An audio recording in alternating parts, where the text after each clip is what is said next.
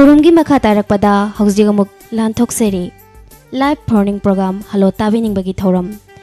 थौरम असिगिदमक अखोइगी सिजनजरिबा नंबर अमुक्ता निंगसिंगजगे 7630944377 अमुक्का हना 7630944377 हाइरिबा नंबर असिदा मियामना कॉल तौबिरक्तुना मियामगी अपाम्बे इसै खनबियु हाइना हाइजरी थौरम ताबिरिबसिंगबु अहानबमक्तदा मोनिका थोक्सोमना तराम नोक्सरी थौरम सिगे अहानब कॉलर लखुच्चगे hello hello good afternoon madam afternoon इसागी मिंग लेफम हाइबियो फोन तौजरे भाई नंबर लाइटोनजमदगी रसंजो कौवे मैडम इसै करी इसै ताबिगनी ngasiगी लाइव फोनिंग प्रोग्राम की थौरम असिदा नई को नंसे हाइबो फिल्म दिजगी nga iko nangse हौवा परिना खादो लोरो को मपुक सिमगी हाना से वदुम ते ताजगे मैडम थादोक लोरोय को मपोक सिमगी हाइना से होबे इसै अदो इसै से कना कना ताबिनगनी ताबिनिंगबा हापियो डायमंड रेडियो नुचीना ताबिरिबा अमदी राजस्थान दे लेगिरिबो सिंग पुना तामिना जगे मैडम अदो सार से होजि कैदौ विरमिनो मैडम होगी अवुन जिंगी तारगा ngaina sum legere mani Diamond Radio की प्रोग्राम सिंग से सर अदुमक लोइना नुंगाई बि ब्रोकर मन हेना पामना ताबि बगे aina khwadi nungaje budi punggi warol se masi di yamna nungajere aduga doctors ni thawndo aduga disujo yoina dum tajare meda थागसरी theorem ताबि हाइबि बा अदुदि खनबिरकलि बै सै खुदोल तमजरके अदो इसै से मते अमतंग खुदोल तमबिरमुदना ai makem pun namjeran dia meda थादोगलरोय को नंबू मपुक सिमगी लाओ लाओ पुंसी लमी चटनी नचिलाओ थैंक यू थागचरी इसै सैसकपदगी सोइदना खुदोल तमजरगे तामिनासे नोमाइथेंग पहाड़ी अमदी वाई बिलासिनी नि पुना सकमिनरिबा इसैनी बीजेंत कुमार शर्मागे मयेक्ता नोमाइथेंग पहाड़ी मसामंगना थवाई हापिदुना सकलिबे इसैनी तामिनासे नंगू मपोक सिमगी लाओ लाओ पुंसी लंबी चटनी नसिलाओ आदो पिनु को न तुम इंजारी बिनी लाओ लाओ खुजिन पालोय नगीर रोला थादोक लरोय को नंगू मपोक सिमगी लाओ लाओ पुंसी लंबी चटनी नसिलाओ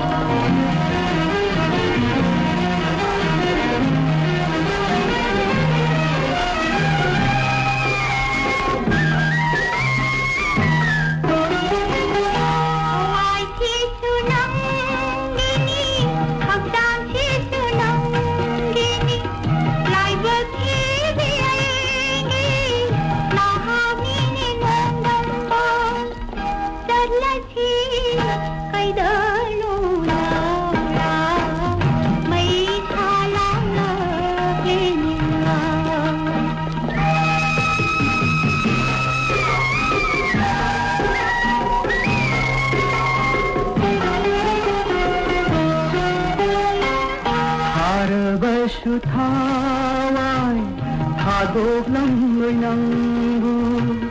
लाइबकी बिनंगी लेब्लनी नानात पोथाफम उपानी लाओ लाओ मै सालाम लरी लाओ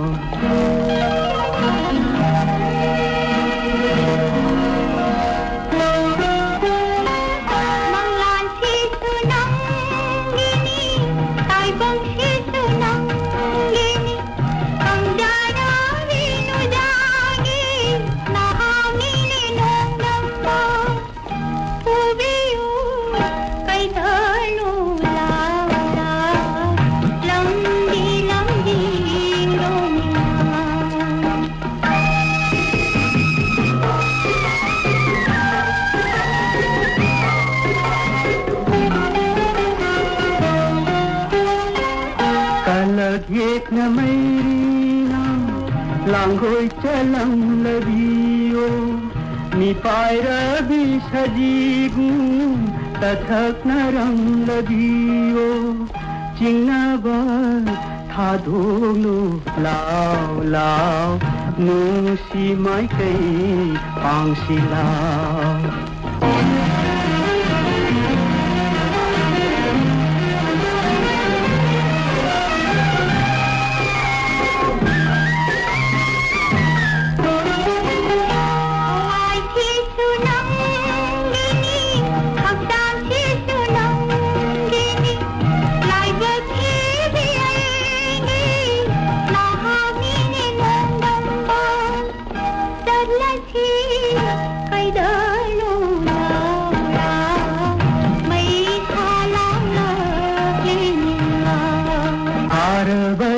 Thawai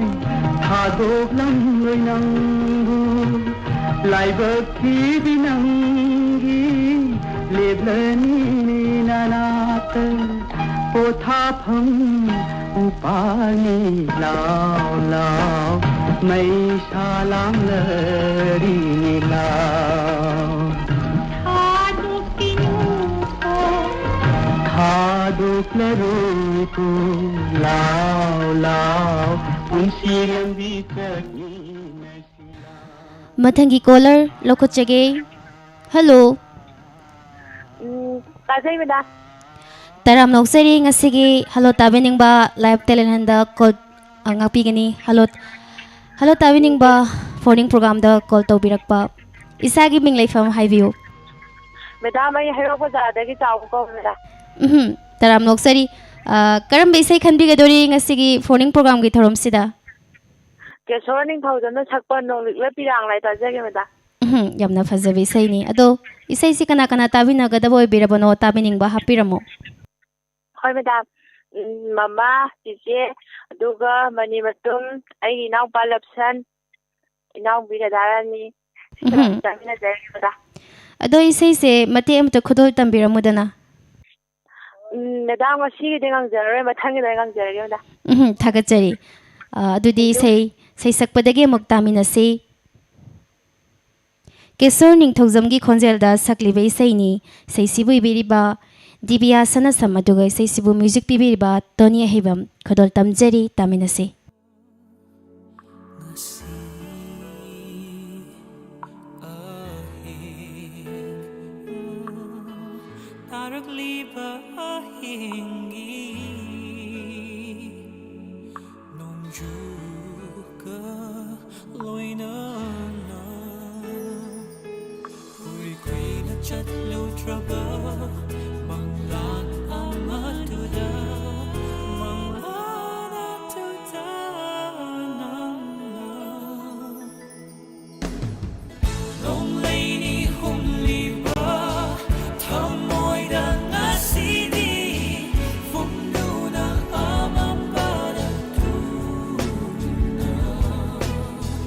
Chốt ly bờ mai thong đơ nông lịch là pi rang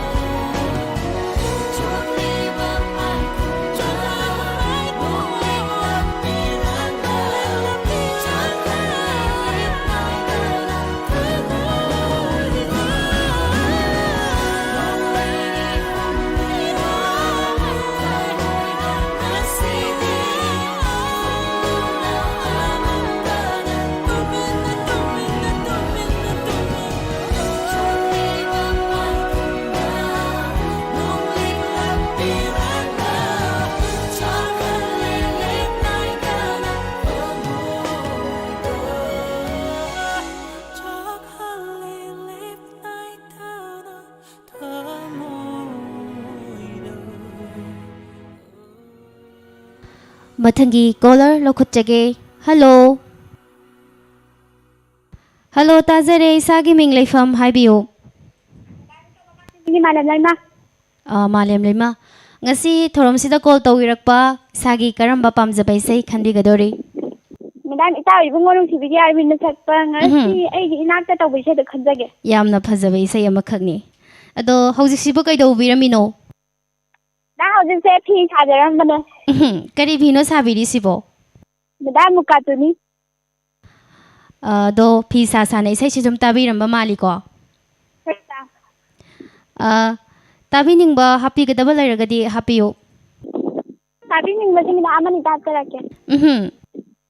Kumami amma kabaton aduga time bathara tabiri bapunda makadum tajarage. Ado isai se matem te khudol tambiramudana yamna phajabi isai so moire. Madam haite te matem tangang jarage. Nasi aigi inakta lapiba nangu kanano madam talang jarage. Yamna phajakre khonjal se ado mapung phana saktokpiragadi amuk hena phajaramgadabani adudi isai saisakpadage amuk taminasi itaw ibungo nungsibi hariba film sidagi Arbina sakliba isai ni ngasi aigi inakta lagliba nang bukanano asumna sehoriba isai ni aigi inakta laglibi nangbu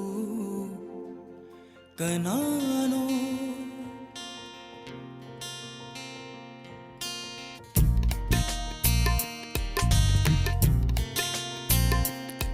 ngasi aigi inakta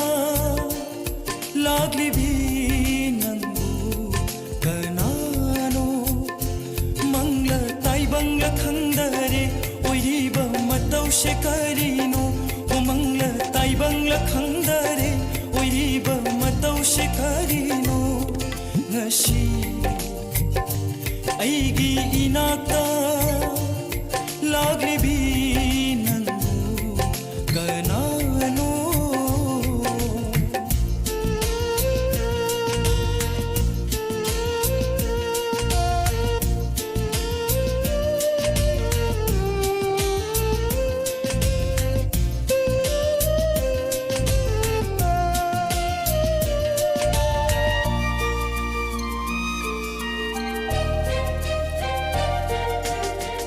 Shigi ashigumba nungairaba manglansi mikap thokpa leitana mathang mathang mangthabiu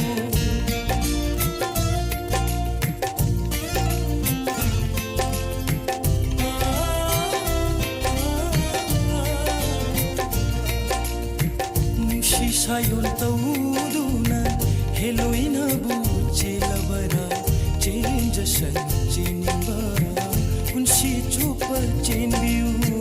unsi chupa chain view.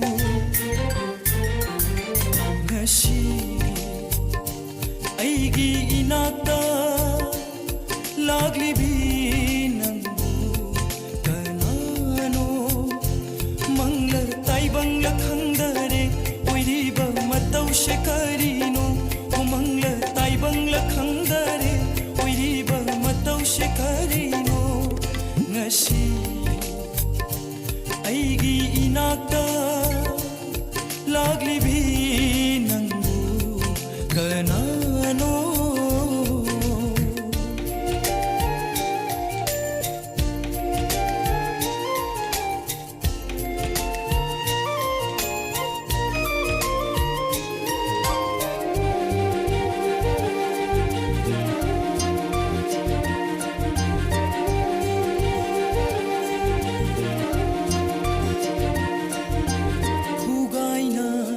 ꯁꯥꯠꯂꯤꯕꯤ ꯂꯩꯔꯥꯡꯁꯤꯡ ꯄꯣꯡꯁꯥ ꯅꯥꯏꯔꯤꯕꯤ ꯂꯩꯔꯥꯡꯁꯤꯡ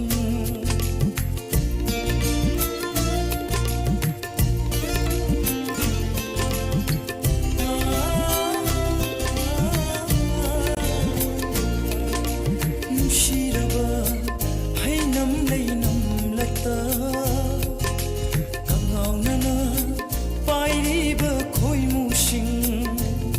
नखोइगुम मैसु कंगाउनारे नखोइगुम मैसु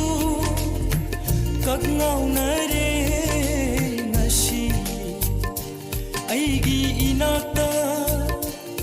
लागलिबी नंगु कनानो मंगल ताइबंगल खंदरे ओइरीबा मतौसे करीनो उमंग ताइबंगल खंदरे ओइरीबा मतौसे करीनो मथंगी कॉलर लखोटजगे हेलो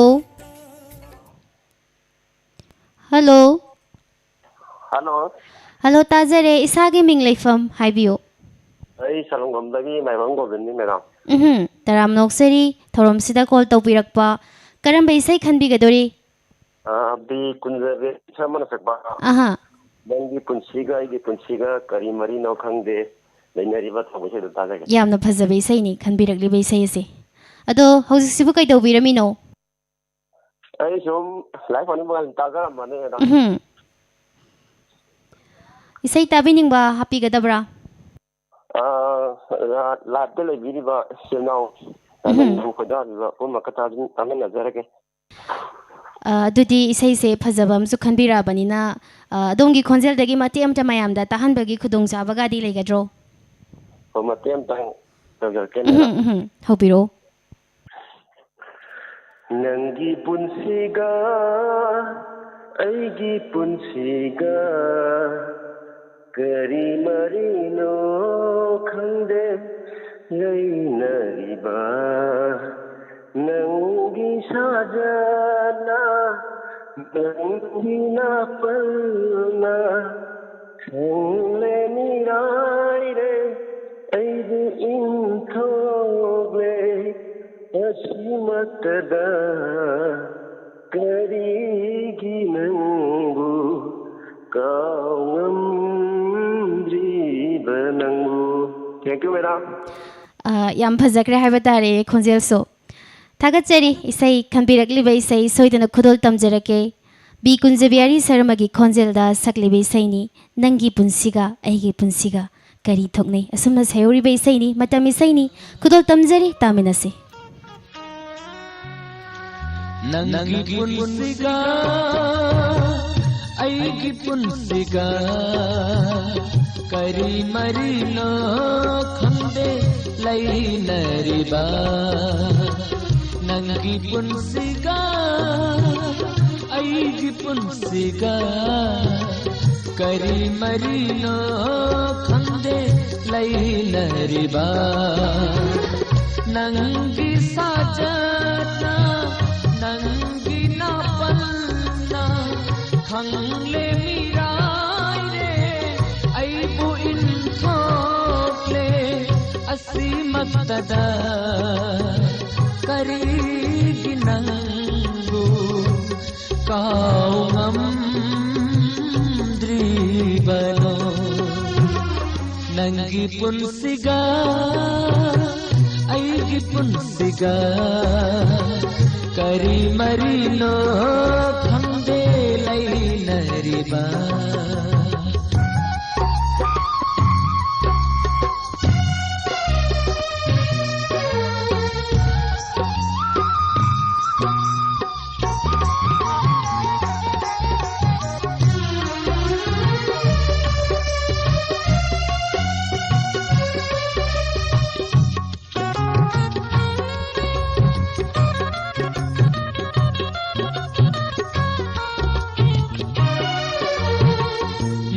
नौमत सुहरावना mahausa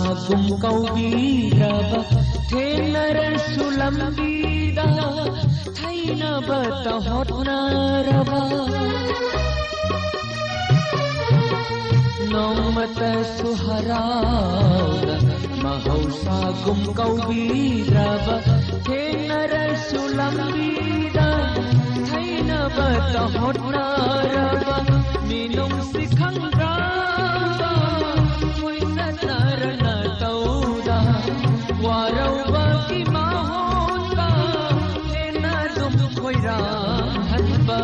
मसीबु नहाकी करम्ब मयाइनो मायाइनो नहाकी नंगी पुंसिगा ऐगी पुंसिगा करी मरीनो खंदे लई नरिबा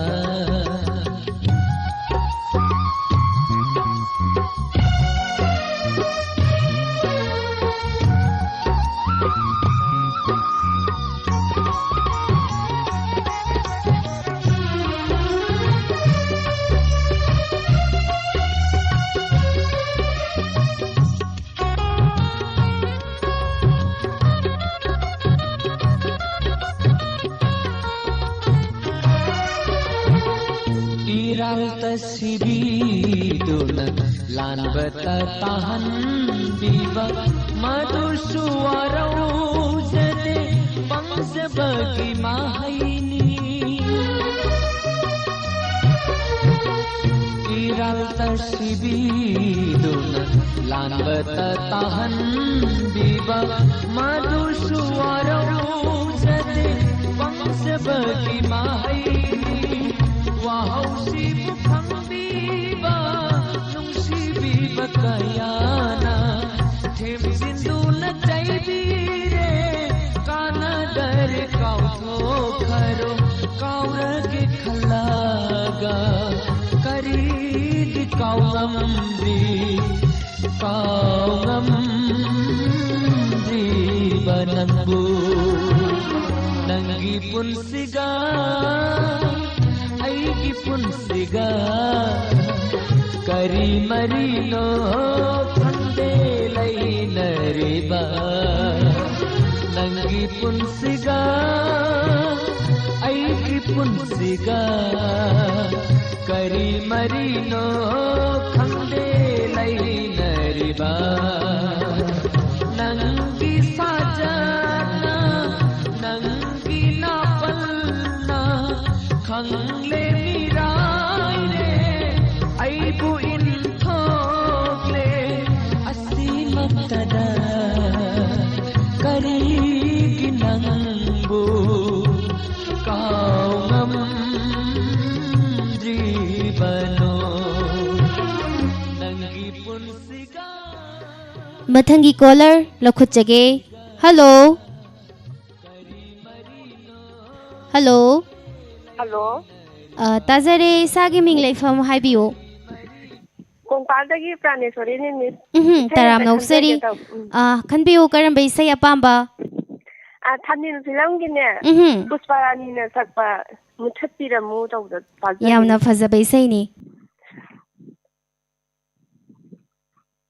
अदो मैडम सिनै सै खनबिरक मतम से सी सै सिना नमदुम खनबिरे इसै सि याम पाम्बिब्रो आउ पामजै इसै खुदिबो लोय पामजै अदो सिने हेना पामजैबा इसै सि यामना फजबै सैने पुष्पारानी सकलिबा अदो ताबिनिंग बा हापी गद्रबरा हापियो ताबिनिंग बजे यूट्यूब ता लैबियो बया अदुगा रेडियो ताबिनिंग बया पुलम कदम तामिना जरगे हौजिक सिबो कैदौ बिरिमिनो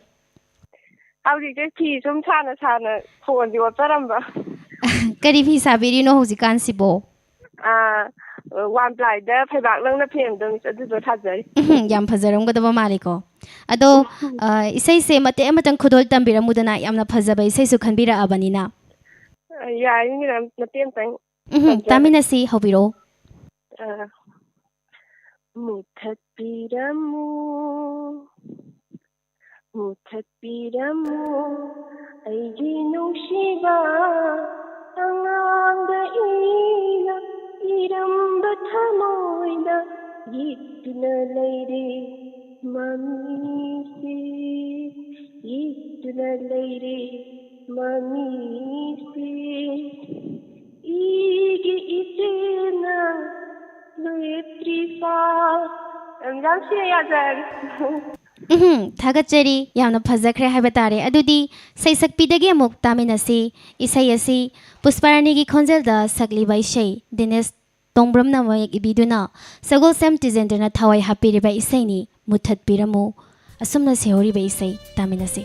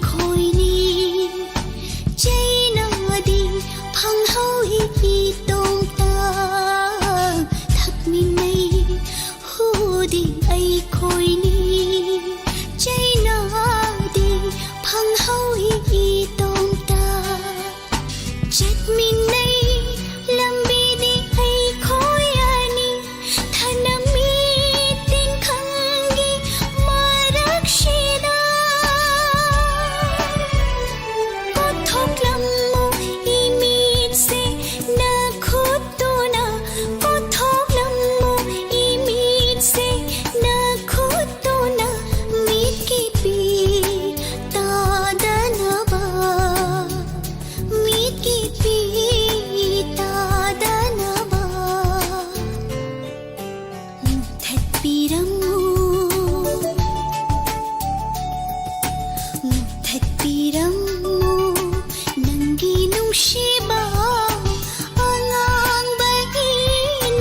이름바 ꯊꯃꯣꯏꯗ ꯌꯦꯛꯇꯨꯅ ꯂꯩꯔꯦ ꯃꯃꯤꯁꯦ ꯌꯦꯛꯇꯨꯅ ꯂꯩꯔꯦ ꯃꯃꯤꯁꯦ 이기 빛이나 리트리파 मथंगी कॉलर लौखुटजगे हेलो Hello. हेलो तराम नोक्सरी सागी मिंग लेफम हाइबियो Madam, I yung sabalakay binodi. निने Binodini ngasi thorom sida call tawbirakpa taram noksari karam bisai khanbigani ngasi Tongam Facebook film degi. Man ga degi andi thonga asparani moina sapodum kaza game meda. yamna phajaba isai ne khanbira ise tabining ba happy gadabro Oi, man hidang hapta kina. happy o ꯑꯩꯈꯣꯏ ꯁꯤ ꯅꯛꯅꯕꯗꯒꯤ ꯗꯤꯅꯆꯟꯗ꯭ꯔ best ꯑꯗꯨꯒ ꯏꯅꯥꯎꯅꯨꯄꯤ ꯃꯂꯥ ꯏꯆꯥꯅꯨꯄꯤ ꯊꯣꯏꯕꯤ ꯑꯗꯨꯒ water supply ꯃꯅꯥꯛꯇꯒꯤ ꯃꯨꯗꯨꯕꯂꯥ ꯅꯣꯡꯄꯣꯛ ꯍꯩꯔꯛꯇꯒꯤ ꯍꯤꯔꯣꯖꯤꯠ ꯑꯗꯨꯒ diamond radio ꯇꯥꯔꯤ ꯄꯨꯝꯅꯃꯛꯀ ꯇꯥꯃꯤꯟꯅꯖꯔꯒꯦꯅꯦ thagatsari ado hojiksi kai dawbiramino nine bo ꯑꯣꯐꯤꯁꯁꯦ ꯀꯩꯝꯐꯛ ꯇꯧꯗꯦꯗ ꯑꯗꯨꯝ ꯂꯩꯔꯝꯃꯤ ꯑꯩꯁꯦ ꯅꯥꯕ ꯍꯧꯒꯠꯂꯛꯄꯒꯤ ꯊꯕꯛꯁꯨ ꯁꯨꯗꯕꯤꯗ ꯑꯗꯨꯝ ꯂꯩꯔꯦ ꯍꯥꯏꯇꯥꯔꯦ ado haksang bo hojik na ba khara dum phabirabro adum kangkhat pirabro ꯐꯔꯦ ꯑꯗꯣ ꯏꯁꯥꯁꯦ ꯈꯤꯇꯪꯗꯤ ꯁꯣꯛꯊꯔꯤ kuina narubani na haiba tare kangkhatpase hekta mak ngamdabani adu isai khanbirakliba isai se taraga hena kangkhatpiro na haijage ado nine isai se matem cha khudol tambiramo thorom se mapung phana ba ꯍꯣꯏ ꯍꯣꯏ ꯍꯩꯇꯤ khudol tambiro tamina se mayam Nangna lapna tamna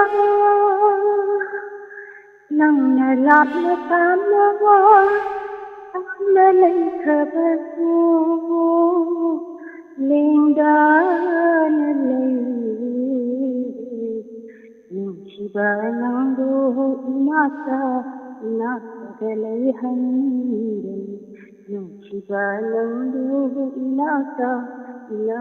galai handan Thank you, ma'am. thagatsari yam phajana saktok pirame ado khanbirakliba isai soidana khudol tamjarakge adudi kangumdraba Facebook hariba film sidagi Pusparani Ranbir Thauna amadi Umananda apunbagi khonjelda sakliba isaini nangna lapna tamna asumna sehoba isaini Binoranjal oinamgi mayekta Ranbir Thauna na thawai hapiriba isaini khudol tamjari taminase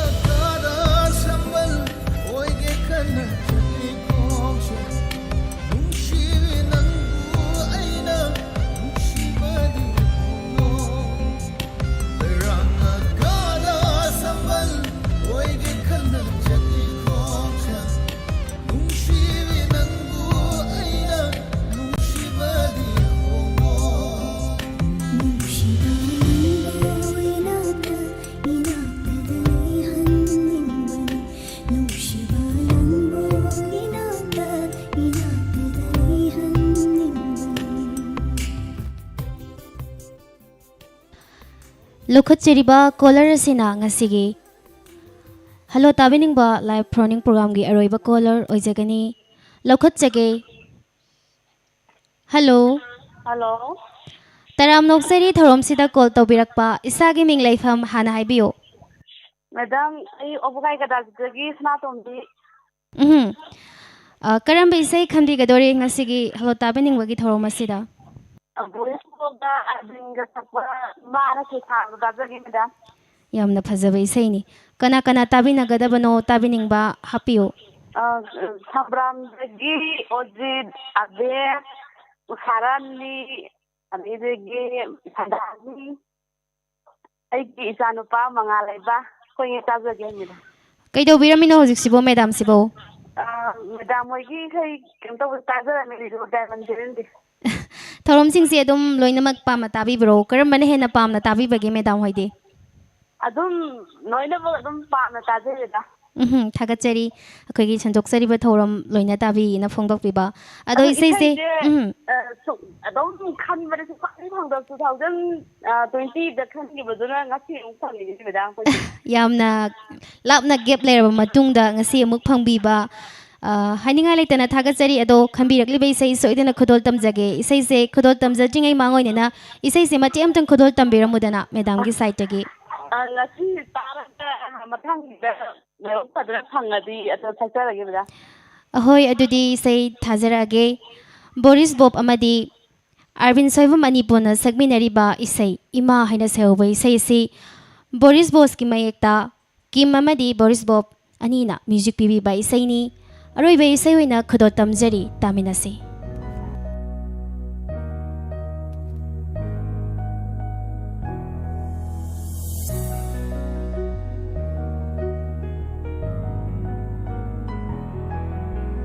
ꯃꯤꯠꯂꯨꯒꯤ ꯄꯤꯔꯥꯡꯗꯣ ꯁꯤꯟꯊꯔꯅꯨ ꯏꯃꯥ ꯅꯤꯡꯉꯝꯗꯕ ꯋꯥꯔꯤꯗꯣ ꯅꯤꯡꯁꯤꯡꯂꯅꯨ ꯅꯪꯅ ꯃꯤꯠꯂꯨꯒꯤ ꯄꯤꯔꯥꯡꯗꯣ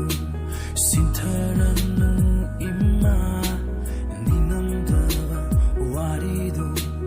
ꯅꯤꯡꯁꯤꯡꯂꯅꯨ ꯅꯪꯅ ꯑꯋꯥꯕ ꯅꯨꯡꯉꯥꯏꯕ ꯃꯥꯂꯦꯝꯒꯤ ꯈꯪꯍꯜꯂꯤꯕꯁꯨ ꯅꯪꯅꯤ ꯀꯨꯏꯔꯛꯂꯦ ꯃꯇꯝꯁꯦ ꯅꯪꯅ 와제라글리바 임마 임마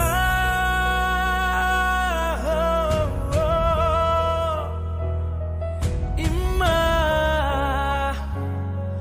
임마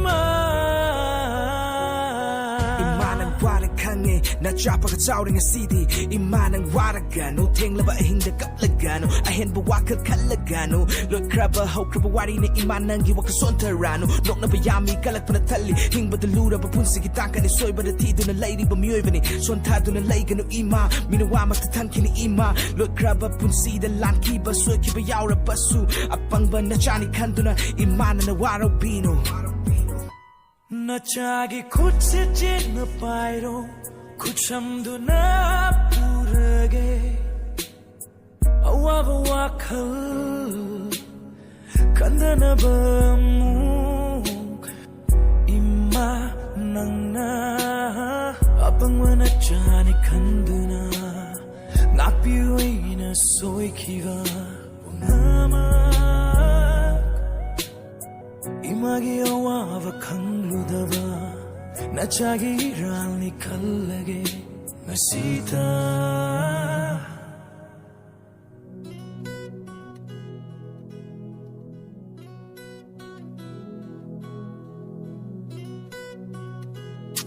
Immarige hene nusiba na leite tabum tarana pudura ay koi buyok bibani imabuluna jana tamsi ay koi na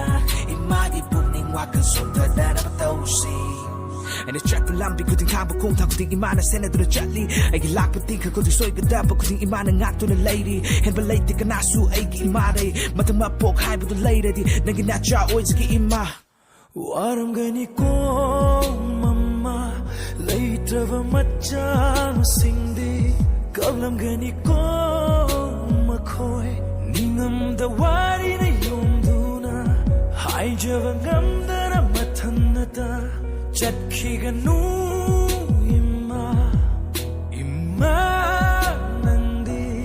ꯃꯤꯐꯝꯗꯒꯤ ꯂꯥꯞꯅ ꯃꯤꯠꯂꯨꯒꯤ ꯄꯤꯔꯥꯡꯗꯣ ꯁꯤꯟꯊꯔꯅꯨ ꯏꯃꯥ ꯅꯤꯡꯉꯝꯗꯕ ꯋꯥꯔꯤꯗꯣ ꯅꯤꯡꯁꯤꯡꯂꯅꯨ ꯅꯪꯅ ꯃꯤꯠꯂꯨꯒꯤ ꯄꯤꯔꯥꯡꯗꯣ ꯁꯤꯟꯊꯔꯅꯨ 이마 닝엄다바 와리도 닝싱라누 낭나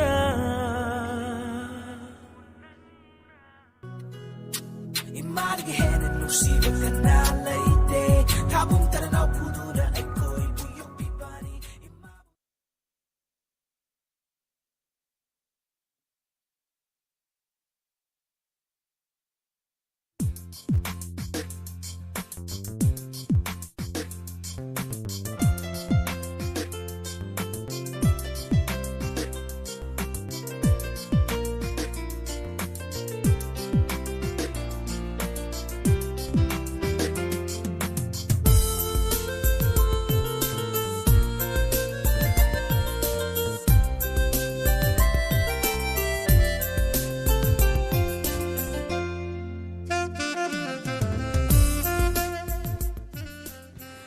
Isay asi tahanzakibaga loinana ngasigi oinadi